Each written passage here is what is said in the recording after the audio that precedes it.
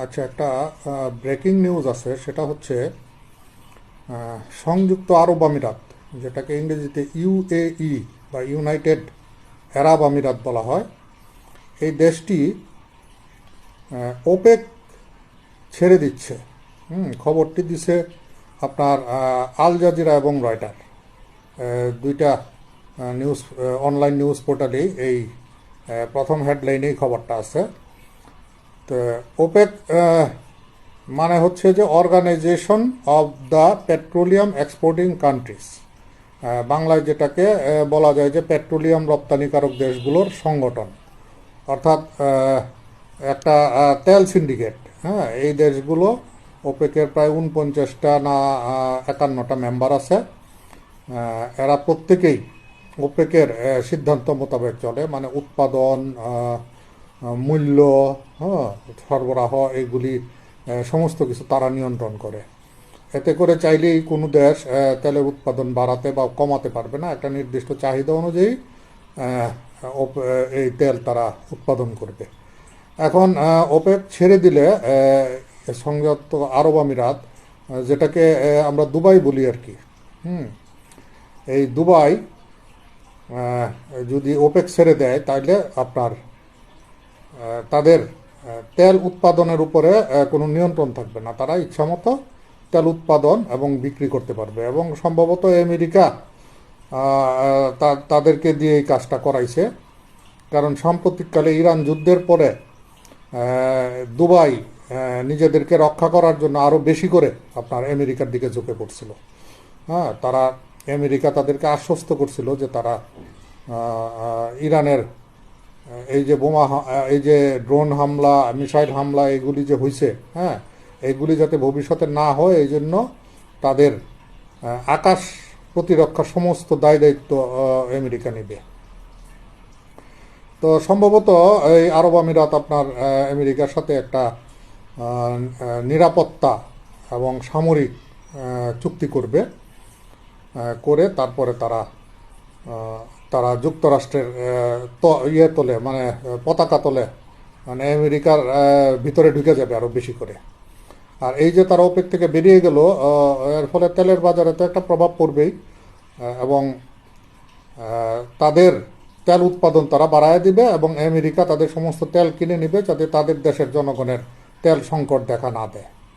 হুম তো এইটা তারা সম্পূর্ণ আমেরিকার স্বার্থেই আপনার করছে। তো এই যে ওপেক থেকে যে এই যে বেরিয়ে গেল, এটা হচ্ছে ওপেকের একটা ভাঙ্গন, প্রথম ভাঙ্গন। ইতিপূর্বে এই ধরনের কোনো সিদ্ধান্ত অন্য কোনো রাষ্ট্র নেয়নি। ওপেক আগে ওপেক দুই ভাগে বিভক্ত ছিল, বলা হয়তো একটা রুশপন্থী একটা মার্কিনপন্থী ওপেক, যখন সোভিয়েত ইউনিয়ন ছিল। সোভিয়েত ইউনিয়ন ভেঙে যাওয়ার পর ওপেক একটাই আছে এখন। তো সেই ওপেকটাতেই এই প্রথম একটা ভাঙ্গন দেখা দিল এরা বেরিয়ে যাওয়ার পর, আরব আমিরাত বেরিয়ে যাওয়ার পর। এবং এইটার জের ধরে হ্যাঁ ওপেকে আরও অনেক পরিবর্তন আসে কিনা, বিশেষ করে আরও অনেকেই ওপেক ছেড়ে দেয় কিনা, হ্যাঁ, এটাই এখন দেখার বিষয়।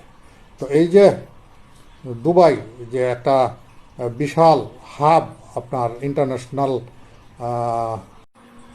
মানে আন্তর্জাতিক একটা বাজার বলা চলে, হ্যাঁ, সব ধরনের বাজার, হ্যাঁ, যেটা আগে হংকং ছিল, তার আগে সিঙ্গাপুর ছিল, হ্যাঁ, তো এখন সিঙ্গাপুর হংকং হয়ে গেছে আরও উন্নত। হ্যাঁ, আর তারপরে এটা ডাইভার্ট হয়েছে দুবাইয়ের দিকে। এখানে আপনার সমস্ত ওয়ার্ল্ডের সমস্ত ব্ল্যাক মানিগুলো আসে, ব্ল্যাক মানিগুলো এসে এখানে হোয়াইট হয়। এই যে ব্ল্যাক মানি হোয়াইট করার যে একটা প্রক্রিয়া, হ্যাঁ, এটা পশ্চিমারা চালু করছিল প্রথমে আপনার ব্যাংক দিয়ে, সুইস ব্যাংক দিয়ে। এবং সুইস ব্যাংকে যারা টাকা রাখে, যে সমস্ত ব্ল্যাক মানি রাখে, তো এইটার গায়ে তো লেখা থাকে না যে এটা ব্ল্যাক না হোয়াইট, তারা টাকা রাখে, ব্যাংক তাদেরকে ইন্টারেস্ট দেয়। এখন সেই টাকা তারা খাটাইতে হবে, তো সেই টাকাগুলি কোথায় খাটায়? তারা এই সমস্ত হাবগুলিতে এই টাকাগুলি খাটায়। হ্যাঁ, আগে সিঙ্গাপুরে খাটাইতো, দুবাই হংকংয়ে খাটাইতো, এখন আবার তৈরি হয়েছে দুবাই, আবার এদিকে তৈরি হচ্ছে পানামা। হ্যাঁ, তো এরকম কিছু হাব আছে যেগুলিতে ব্ল্যাক মানি আইসা আপনার হোয়াইট হয়।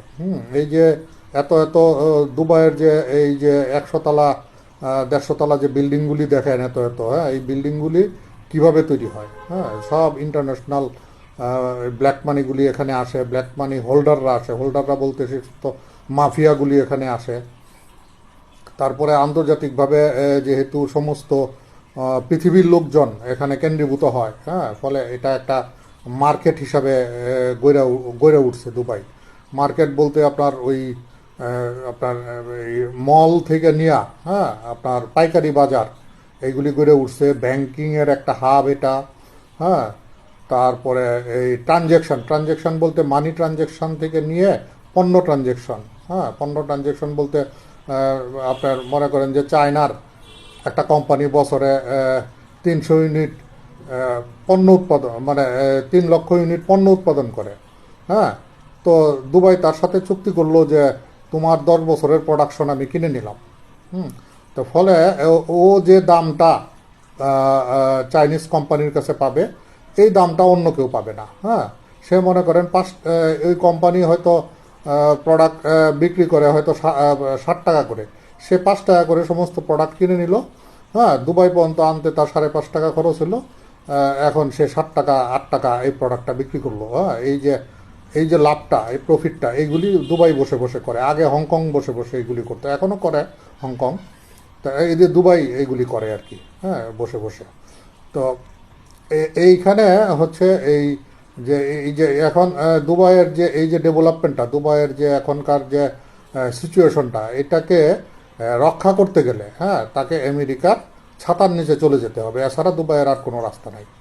তো আমেরিকার ছাতার নিচে গেলে তাদেরকে আমেরিকার কথা মতো চলতে হবে। তো সেই মোতাবেকই তারা চলতেছে। তারা এই যে ওপেক ছেড়ে দিছে।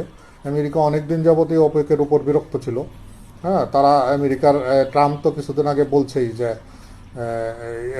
এরা ইচ্ছা মতো তেলের দাম বাড়ায় এবং কমায়, হ্যাঁ। তেল বাজারটা তারা নিয়ন্ত্রণ করে।